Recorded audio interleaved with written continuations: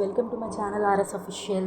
ఇది నేను చెప్పాను కదా మీకు ఏంటంటే బీట్రూట్ క్యారెట్ని మనం జ్యూస్ వేసేసిన తర్వాత మిగిలిపోయిన పిప్పు ఉంటుంది కదా, ఆ పిప్పులో మనం ఏం చేయాలంటే ఫస్ట్ కొంచెం ఆయిల్ తీసుకొని చిల్లీస్ ఇలా కోసుకొని కొంచెం ఆవాలు జీలకర్ర వేసుకున్న తర్వాత చిల్లీస్ని కూడా వేసుకొని ఉప్పు కారం గరం మసాలా పసుపు వేసుకొని ఫస్ట్ నూనెలో అవన్నీ వేయించిన తర్వాత బీట్రూట్ మనం ఆల్రెడీ మిగిలిపోయిన పల్ప్ ఉంటుంది కదా, ఆ పల్ప్ని మనం ఇట్లా బీట్రూట్ కర్రీలా చేసుకున్నామంటే ఫ్రైలా చేసుకున్నాం అనమాట.